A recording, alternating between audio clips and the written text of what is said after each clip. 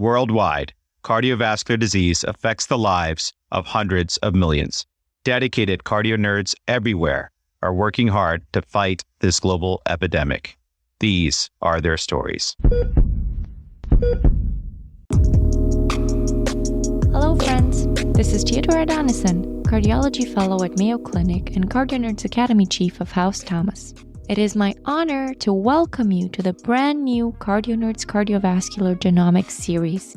You will learn the A to Z of clinical genetics using different cardiology subspecialties as examples. First, in this episode, we learn the basics with an introduction to clinical genetics and electrophysiology in this illuminating discussion between doctors Karla Asturias, Colin Blumenthal, Sara Coles, and James Daubert. In future episodes, we will discuss genetic counseling and family screening for ARVC, and then frontiers in clinical genetics, including polygenic testing and pharmacogenomics within cardiovascular prevention. Be sure to read the phenomenal show notes developed by Dr. Karla Asturias for this episode. Audio editing was performed by CardioNerds intern Pace Wetstein. Here at CardioNerds, we are proud to collaborate with all stakeholders in our work to democratize cardiovascular education. This episode was developed in collaboration with the American Society of Preventive Cardiology and supported with unrestricted educational sponsorship from Illumina, Inc. As always, all CardioNerds content is planned, produced, and reviewed solely by the CardioNerds team. If you enjoy the show, support our mission and help others find us by rating and reviewing us on your preferred podcast app. Now, without further ado, let's dive right in and get nerdy. Hello, everyone. This is Dr. Sara Coles, Cardiology Fellow at Duke University, and I'm joined by my fellow CardioNerds, Dr. Karla Asturias, Medicine Resident at Pennsylvania Hospital, and Dr. Colin Blumenthal, Cardiology Fellow at the University of Pennsylvania. Welcome, Karla and Colin. Thank you, Sara. So happy to be here. Hi, Sara and Karla. I'm just absolutely excited to be here and learn about cardiovascular genetics with you through the lens of electrophysiology. I could not agree more. So to teach us all today, it is my distinct pleasure to introduce our expert, Dr. James Daubert. He is a professor of medicine at the Duke University School of Medicine. He's a clinical electrophysiologist at Duke University Hospital with a practice niche of inherited arrhythmia syndromes and a member of the Duke Clinical Research Institute. Dr. Daubert is also one of our leaders in sports cardiology and heads efforts for the Duke University Division I athlete ECG screenings, as well as organizing an annual sudden death in young athlete symposium at Duke. After getting his MD at Thomas Jefferson University, he completed his internal medicine residency, cardiology fellowship, and EP fellowship at Duke University, including a chief medicine resident year. Dr. Daubert is a teacher, he's a master clinician, and an expert in the field of electrophysiology and the care of young patients with arrhythmia and aborted sudden cardiac death. Dr. Daubert, you were actually one of the first EP faculty I met at Duke. It was while I was in attendance at the Sudden Death in Young Athletes Symposium at Duke as an intern and aspiring electrophysiologist. And now, this past year, I've been able to join you on the EP consult service as a cardiology fellow and in the lab performing device implantations and ablations together. It's really an honor to be able to have you with us today and share all the wisdom you've been able to pass along to me and my fellowship colleagues regarding clinical genetics and electrophysiology. Dr. Daubert, thank you for being with us today for this exciting episode on CardioNerds. Well, Sara, thank you for that too kind introduction. And it's great being a cardio nerd for the day or an honorary cardio nerd. And congratulations to you all for this great educational project. So I'd certainly like to commend you for your seeking out these opportunities like our Sudden Death in Athletes Symposium. And thanks for participating in the screening of the athletes on one of our sessions recently, handling those ECGs as they come off the press in athletes. It's such a tense situation. You know, people have dedicated their life to training in a certain sport, and anything like this could rarely derail it. So it's a great to have you participating in that as well. Absolutely. It's certainly my pleasure. And it was such an honor to be a part of that experience as well, screening our athletes at Duke. So to get us started, I actually wanted to turn our attention to the topic at hand, which is really close to my heart. Sorry, pun completely intended. In the last 10 years alone, we've made incredible advances in the field of genetic medicine. Not only have we expanded the realm of clinical genetics, focusing on monogenic disease, but technology has ushered us into a world where whole exome or whole genome sequencing is actually affordable in both the academic and community realms, and has introduced us to genomic medicine, leading to the study of polygenic disease and risk scores for common cardiac diseases. This has advanced the understanding and study of genetics at an astronomical pace. However, there's still so much catching up we have to do in order to understand what it means and how it applies to our patients. However, I've found that unless you've made this an area of study, general understanding falls short of what's required when a patient presents with genetic testing results or asks for more information on genetic testing for a particular disease. Even something as simple as language used in genetic testing and the types of genetic testing can be actually really difficult to unpack. So, Dr. Daubert, to dive into these topics further, I have a really great case to kickstart our discussion. Mr. Channelopathy is a 19-year-old man who comes to see us in the CardioNerds EP Genetics Clinic after a recent hospitalization. Weeks prior, he was found by his family in the middle of the night, unresponsive. His father immediately initiated CPR. When EMS arrived, they were able to resuscitate him after 2 separate shocks were delivered with an AED, and he was taken to the local medical center. After several days in the ICU and completion of targeted temperature management, he was weaned from his mechanical ventilation and had full neurologic recovery. His initial ECG showed normal sinus rhythm, and transthoracic echo showed normal cardiac function and no evidence of structural abnormality. Importantly, his urine and serum drug screens were negative, and his blood alcohol level was 0. The rest of his workup for sudden cardiac arrest was unrevealing. Without much understanding of why the patient went into sudden cardiac arrest, a repeat ECG on hospital day 4 revealed what was suspected to be a type 1 Brugada pattern. He was promptly taken to the EP lab, where they performed an EP study with procainamide challenge and successful provocation of type 1 Brugada pattern, followed by ventricular tachycardia and aborted with cardioversion. He had an ICD implanted during the incident hospitalization and was sent home after having consented to and completed genetic testing. He arrives at your office with his results, which he says show that he has a dominant form of Brugada syndrome, and he asks what the results mean. You notice that he completed a Brugada panel for genetic testing, which shows a variant in the SCN5A gene that's noted to be pathogenic. So, Dr. Daubert, how do you counsel this patient as to the results of this test? And would you interpret these results differently if it was a woman? Well, that's a really good case, and I think it has a lot to learn that we can learn about Brugada and its genetics, Sara. So let me just remind folks that what's a type 1 pattern. So there's type 1, there's type 2 and 3, and we've really placing less emphasis on 3, and really type 1 it's important to recognize that's the only diagnostic one.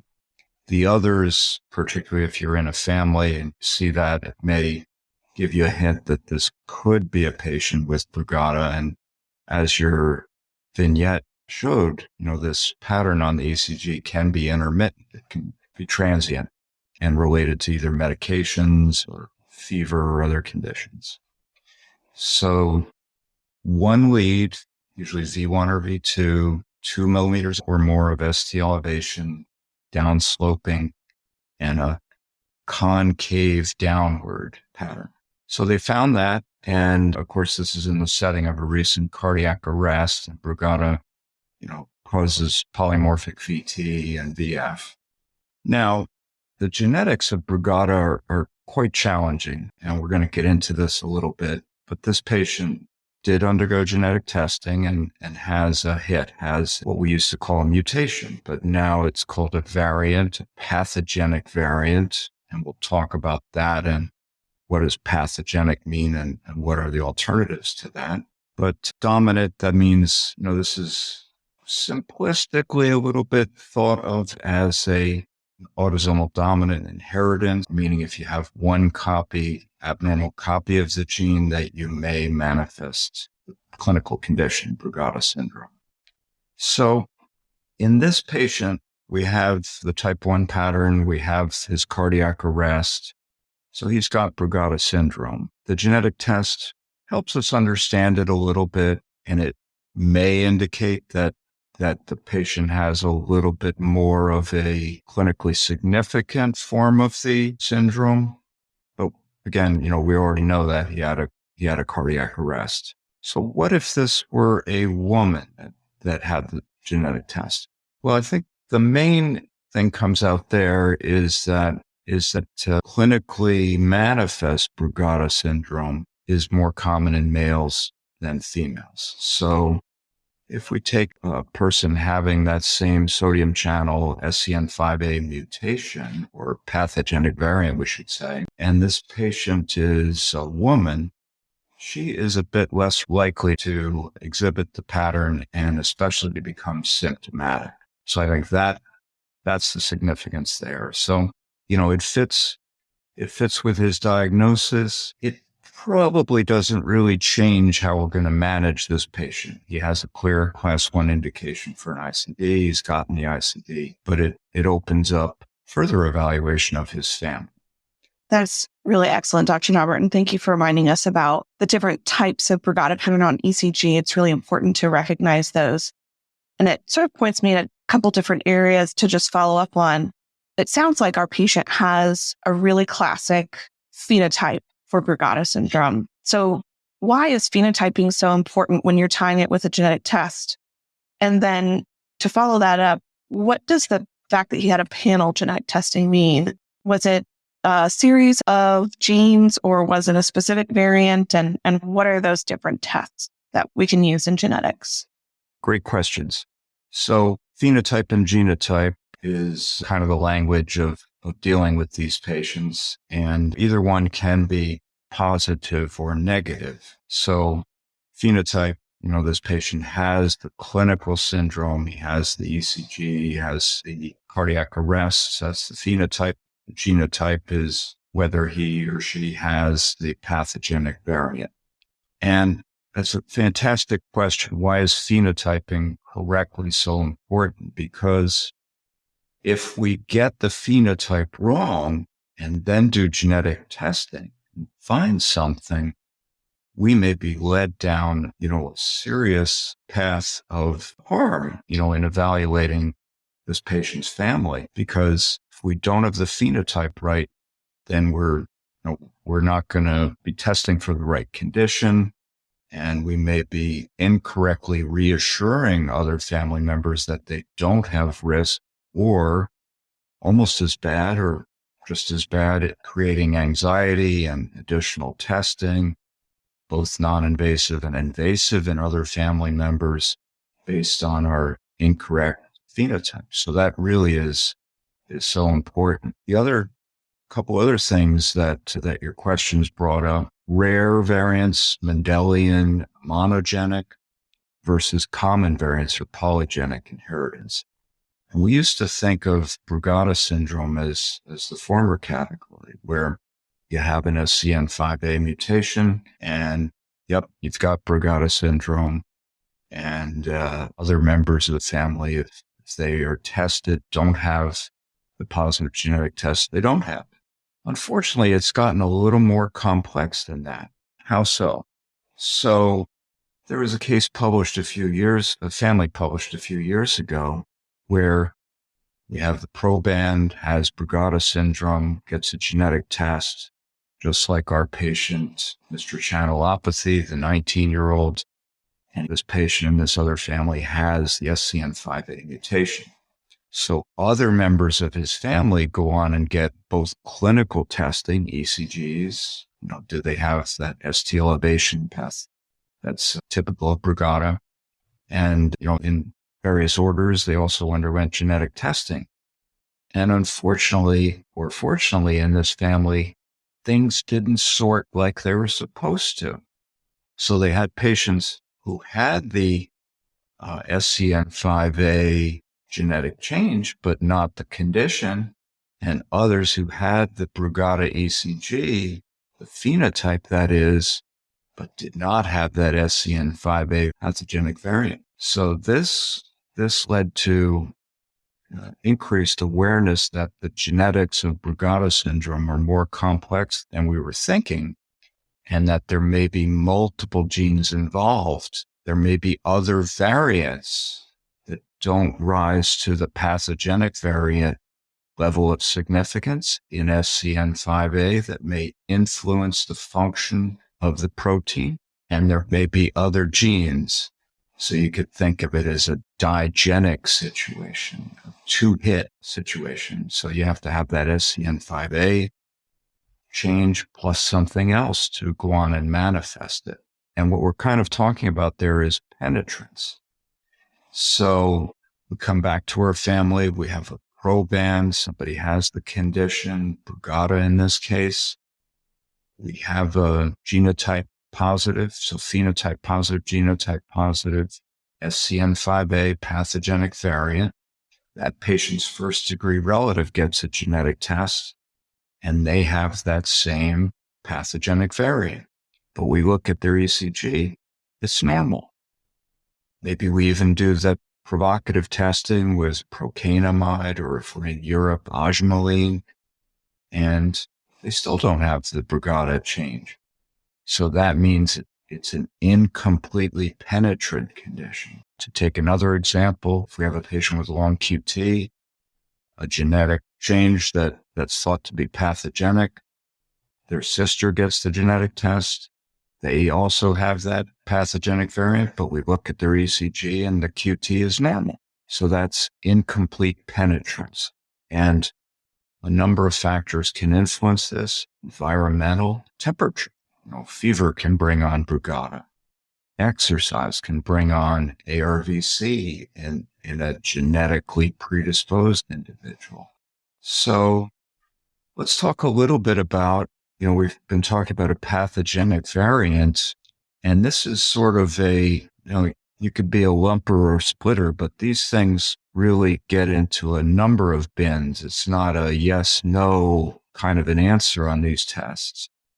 So if we think of how likely this genetic change, this variation in the DNA is to be causative for the clinical situation, we have a pathogenic variant far over to one side, most likely to be causative.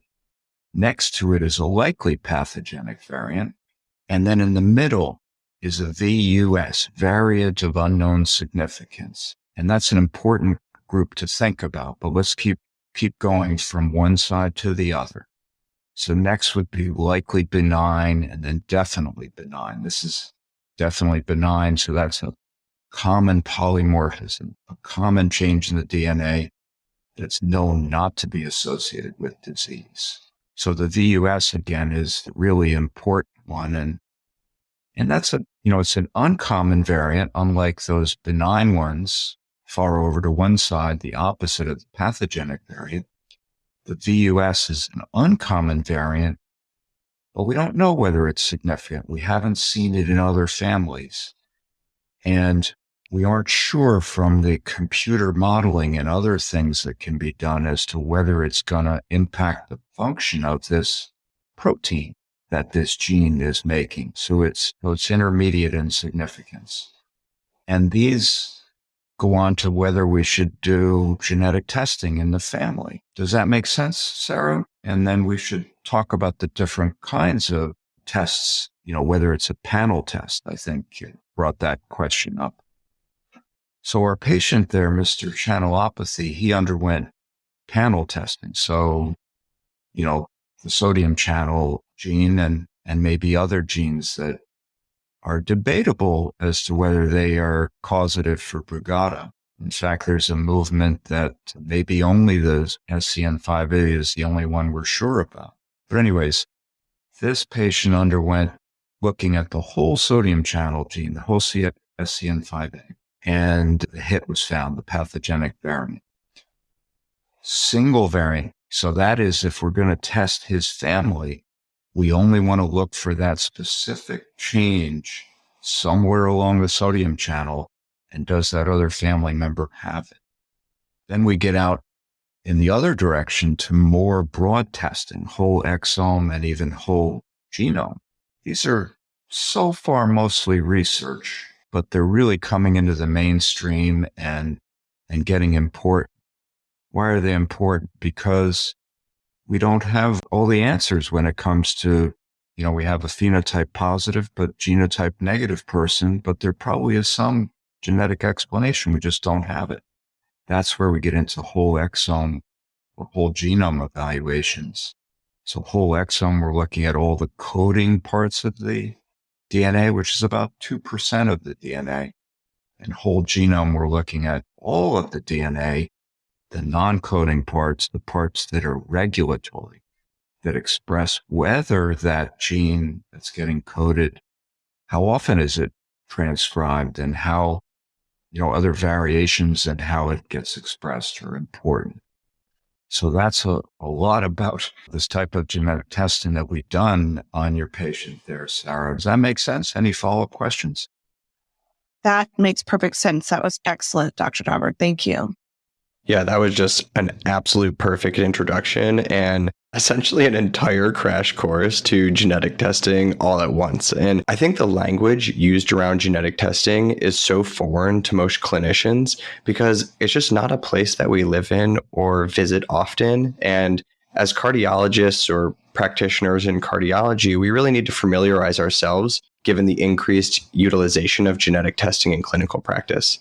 And this brings me to my next patient for you, Dr. Daubert. So next we have Miss Punnett Square. She's a 21-year-old woman who you are seeing in clinic after a recent hospitalization for cholecystitis. She is now status post-cholecystectomy and had an uncomplicated postoperative course. During her hospital stay, however, she had an EKG done for chest and epigastric pain and was noted to have a type 1 Brugada pattern, which was astutely noted by her hospitalist. She received a repeat EKG to confirm the finding, which again showed ST segment elevation consistent with type 1 Brugada pattern and leads V1 through V3. Troponins were negative, and her chest pain spontaneously resolved, and vitals remained stable throughout. Upon discharge, she was referred to cardiology, who noted that she had been seen in their clinic before for a history of palpitations and lightheadedness. A thorough workup was done, including an EKG showing normal sinus rhythm, a 14-day Holter monitor demonstrating sinus rhythm with some premature atrial contractions, but no atrial or ventricular arrhythmias, a transthoracic echocardiogram with normal ejection fraction and no structural abnormalities, and finally, an EKG treadmill stress test, which was negative for ischemia and did not reproduce her symptoms.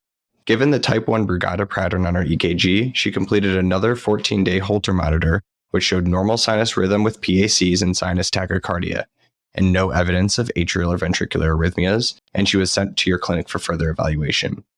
In your conversation with her, she mentions that she has episodes of palpitation and lightheadedness for years, but denies syncope, presyncope, or loss of consciousness, and also does not have a family history of any of these clinical issues. Given her clinical presentation and personal family history, lack of evidence of a ventricular arrhythmia, this brings up a couple questions that I feel like I've encountered a few times in clinic, actually. So in a patient like this, that you sort of have this idea that you suspect an inherited disease, with her type 1 Brugada pattern. When do you consider genetic testing, and what type of testing would be indicated in a patient like Miss Square? And as a follow-up, she's asking about her siblings. Who else in the family might need genetic testing in a situation like this? And when should we perform that genetic testing? And if she were to have children, would that extend to her children? Do you perform the testing immediately, or do you have to wait for them to be a specific age? Colin, that's a great case, and congrats to her hospitalist for recognizing that pattern. And it's interesting, the chest pain and Brugada is always an interesting story because the changes of Brugada look like tombstones. They look like someone's having an aneuryseptal acute MI. And so we often see them in genetics clinic after they've had a cath. And, of course, generally it's normal. So that's always an interesting finding. A couple of other things, Holter and the symptoms of palpitation. If somebody has palpitations and has Brugada, we'll certainly get a Holter. But I always tell them, we're not going to find much on here that that likely is related to Brugada syndrome, because really the symptoms are syncope, abrupt collapse, or aborted cardiac arrest. And that's always a little scary telling people that.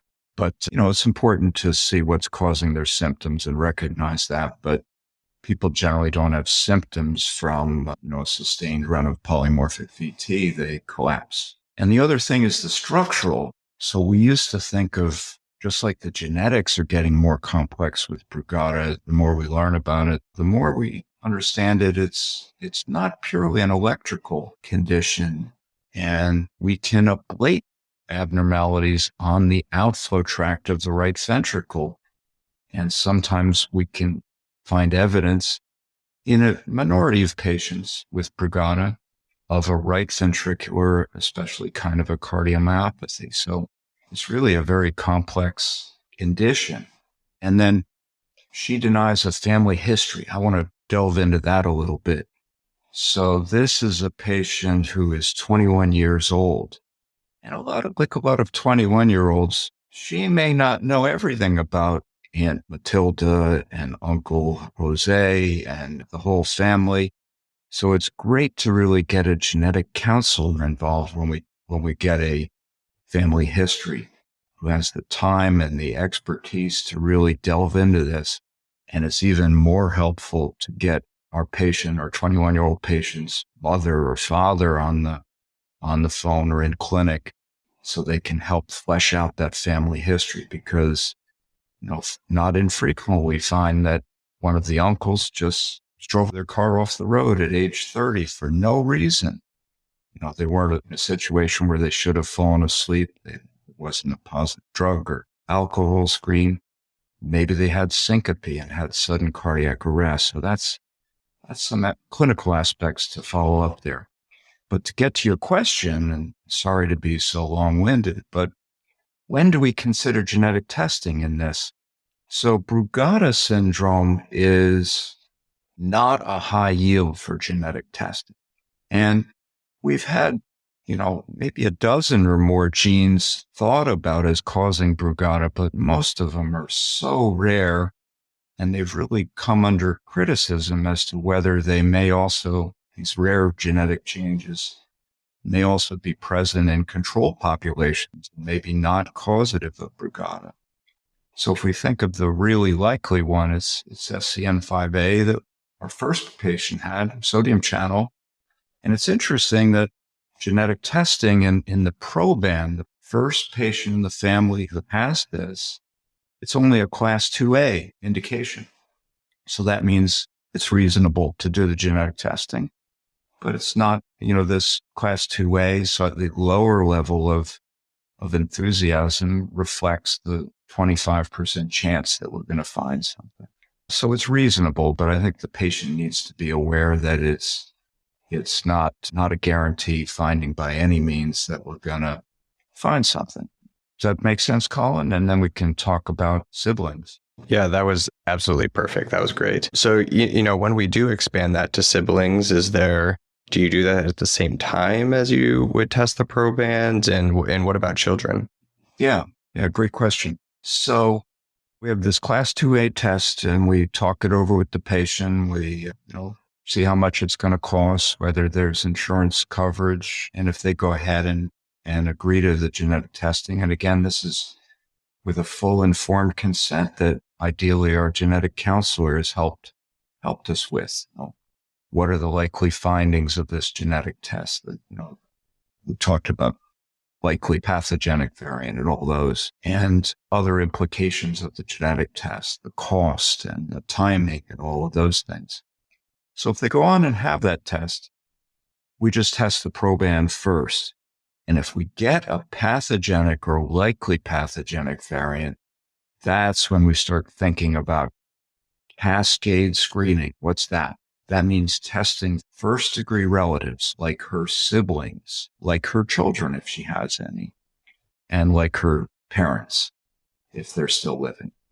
So first-degree relatives would undergo that targeted genetic testing just for the pathogenic or likely pathogenic variants, not a panel, not the whole sodium channel, but just Do they have that change at amino acid number 345? Let's pick an example.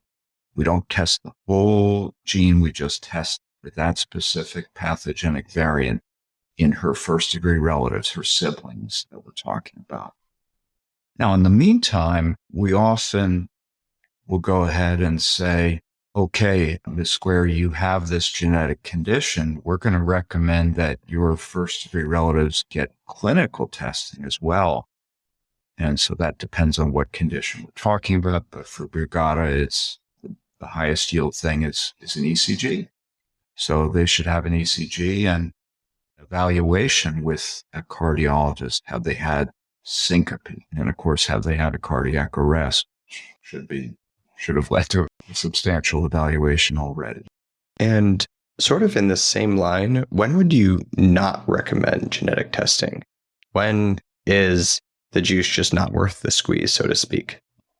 Yeah, great question. So I think several situations, genetic testing would not be fruitful, would not be indicated. So I saw a patient recently. He has no children. He has no siblings. His parents are deceased. And he had Brugada syndrome. But there really is not going to be any cascade screening possible for this patient. The other situation is where the patient has limitations to their insurance, has concerns about whether the presence of a genetic condition is going to affect their other aspects of their life. And then when we don't have a good phenotype that we talked about earlier, we don't have a solid diagnosis, clinical diagnosis. So we shouldn't use this as a kind of a shotgun thing in a condition we really don't understand, and let's just do genetic testing. So if we have, let's take another example, long QT, we have a patient with really a borderline QT, we shouldn't do genetic testing. But on the other hand, if we have someone with syncope, definite long QT, really long numerically QT interval, that's the kind of situation where we would pursue genetic testing versus wouldn't. So lack of a phenotype and is it going to be useful for cascade screening depending upon how big a family it is? That was just really excellent. And there's just so much information and so many pearls in that section. And it makes me think of a couple ethical or, related questions. For example, there are a lot of incidental findings or variants of unknown significance that can arise with genetic testing, especially when considering something like whole exome sequencing. How do you counsel patients on this? And what do you do with a incidental finding result or a variant of unknown significance when the results come back? Yeah, that's really important, Colin. Thanks for asking that. The variant of unknown significance, when we get that back, well, again, the best thing is to have prepared that patient for the possibility of this situation. I sometimes tell them, this is not sending up blood to the lab asking what your potassium level is. We're going to get a level of 4.2, and we're not going to argue about that. Let's take out the situation of hemolysis, of course. But anyways, we need to prepare them beforehand that we may find something like a variant of unknown significance. A gray area is kind of how I try and explain it to the patient. It's a change in the DNA. It's not one we commonly see. What do we mean by that? We look at control populations of 5,000 or more individuals with genetic evaluations, and we don't see this variant of unknown significance in that population. And it's something that might or might not be causative of change in the protein. It's maybe something that it's in an area of the gene that is conserved. What does that mean? That means that through evolution, there hasn't been a change in this particular area of the gene, and it's thought to be important. It might be in an area of the gene that could have functional significance, binding to a receptor or in getting into the cell, things like that.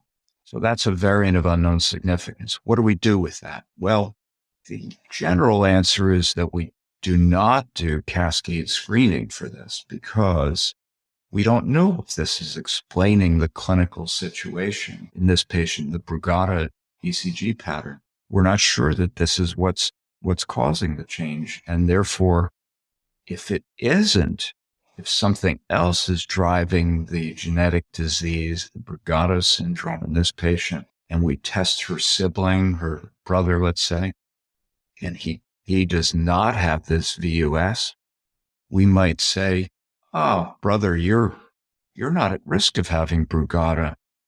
And if we've falsely concluded that this VUS is the cause of the Brugada syndrome, and then tell the relative, the brother, that he doesn't have to worry, when in fact something else is causing the Brugada syndrome in our proband, and then the brother has this unknown genetic change, he should worry.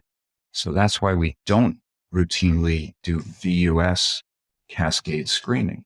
Now, we say we don't, but in practice we do. Let me explain. So if we've got a family with a number of individuals who clinically have the condition or clinically don't have the condition, we may want to look at that family and see whether this VUS, this variant of unknown significance, segregates. What does that mean?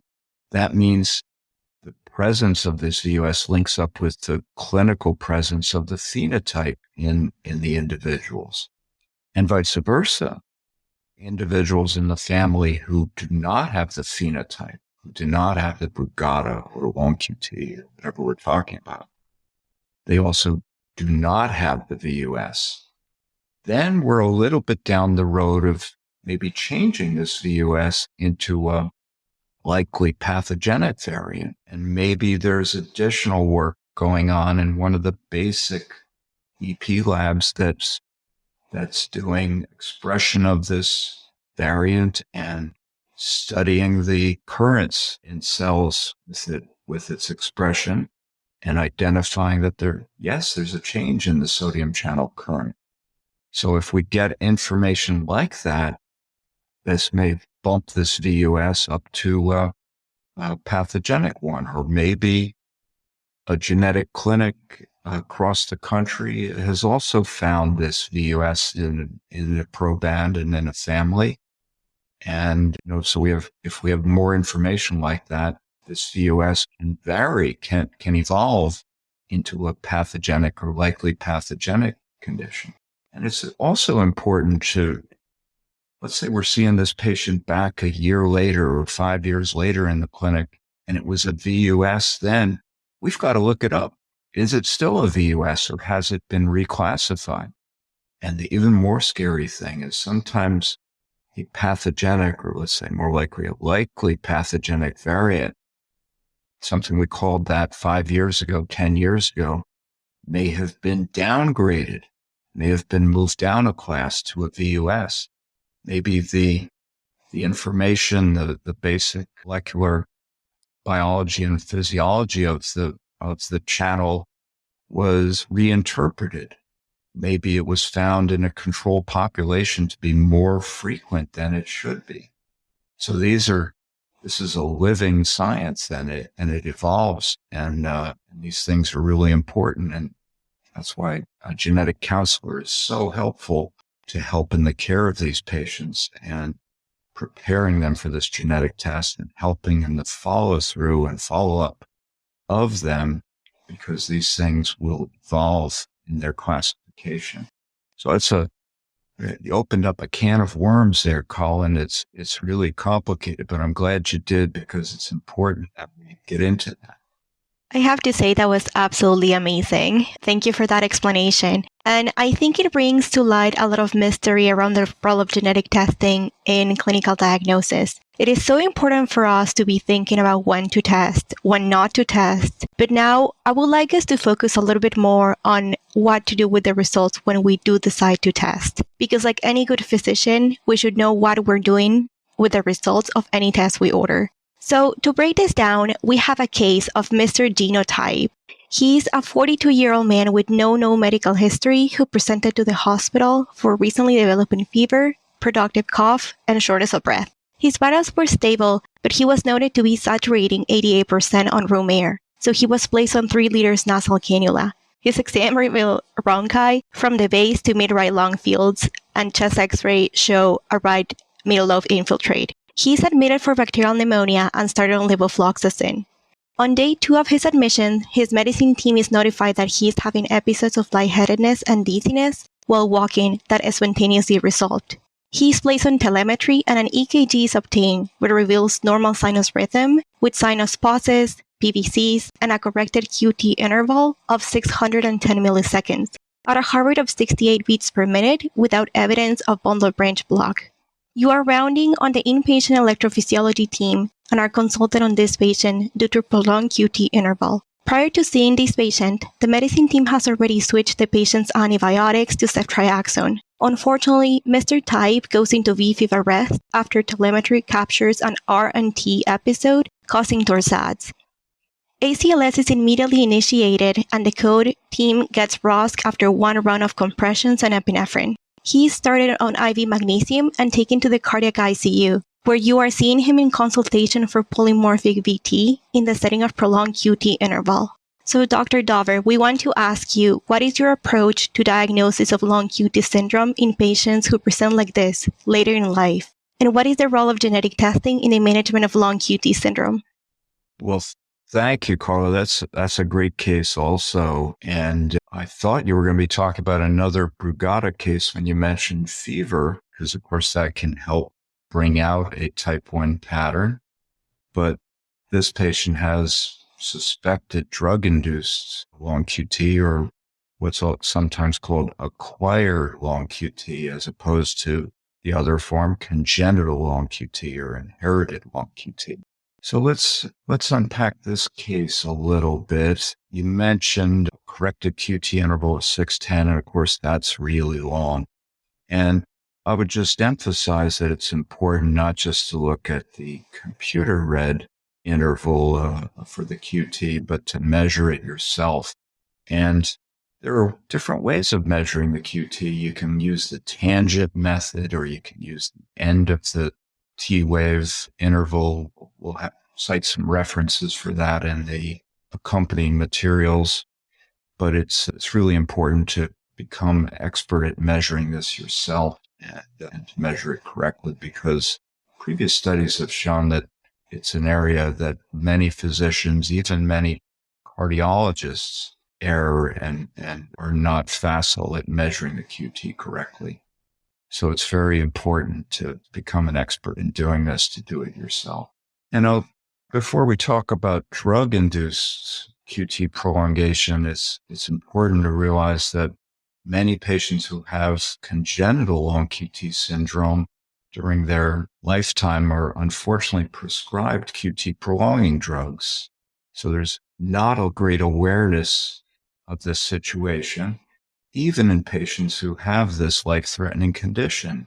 More than half of such patients get a QT prolonging drug, and there's good website data on what drugs we need to avoid.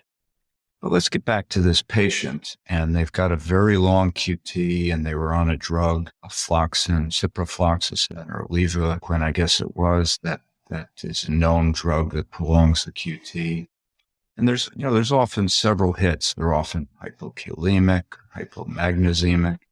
Maybe they're getting anti-nausea drugs, psychiatric drugs as well. But fortunately, it was recognized, but not recognized early enough, and the patient had torsade. So there's a nice clinical series was published recently that looks at how to manage these possibly genetic or inherited conditions, polymorphic VT, based on whether the QT is prolonged or not and which drugs to give and so on. But magnesium is right here, and frequently bradycardia is a problem, so isoproterenol or pacing is even better and can be preventive for further episodes of torsade or polymorphic VT in the setting of a long QT. So how do we diagnose this patient? Well, we can pretty well quickly say that there's a possibly acquired long QT here, but it's a little more complicated than that.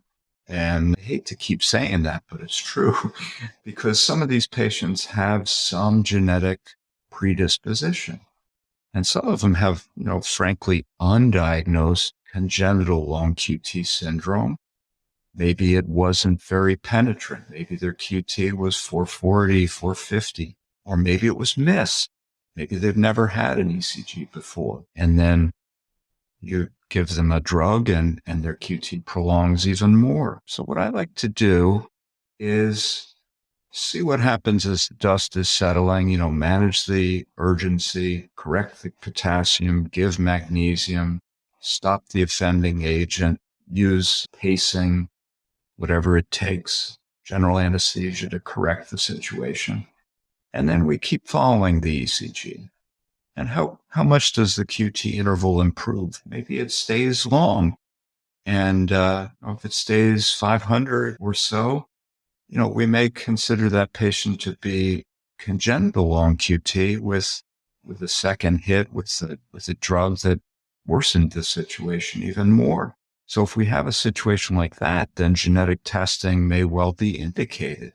On the other hand, let's take the patient who maybe we have old ECGs on them and their QT is normal. 400, 420, nothing wrong with the morphology of the T wave, no family history. And they've got maybe 2 or 3 things that cause the QT prolongation. We get rid of those. Their QT shortens up to normal. Then we're not in a situation where we're going to do genetic testing for the most part. They have no family history. Their QT is normal other than with this added drug that's caused the situation. And we're unlikely going to find something in that patient. There's a research role for genetic testing, maybe in a research situation, if we're looking for conditions that may predispose someone to drug-induced long QT. It's not going to be a full-fledged pathogenic variant, but it's going to be a modifying factor, something that modifies their repolarization, that cuts down their repolarization reserve is the way Dan Roden at Vanderbilt has talked about it.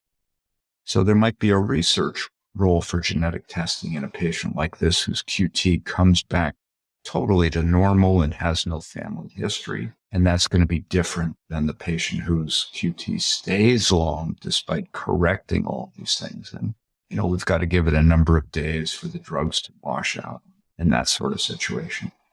So genetic testing is really going to have to wait until the dust settles, Karla, to see, is it going to be fruitful to do testing or not in this kind of a patient? Does that help address that? Yeah, absolutely. That was amazing. To keep moving forward, we wanted to ask you something very special that we like to ask everybody, and it's about what makes your heart flutter about EP and cardiovascular clinic genetics.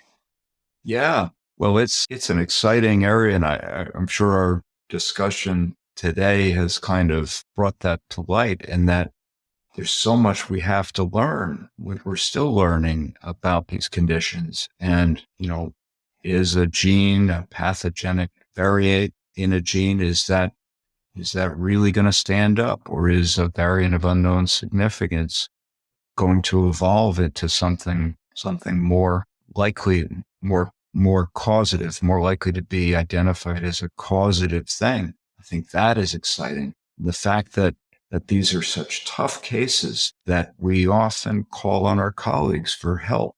We have our others in our own genetics clinic that we bounce these tough cases off of, these challenging patients that we want to get right. We want to get the genetic evaluation right. We want to get the phenotype right. We talked about how critical it is to get the phenotype right. So we'll get others in our clinic involved to lend another set of eyes on, am I measuring that QT right? How would you measure it?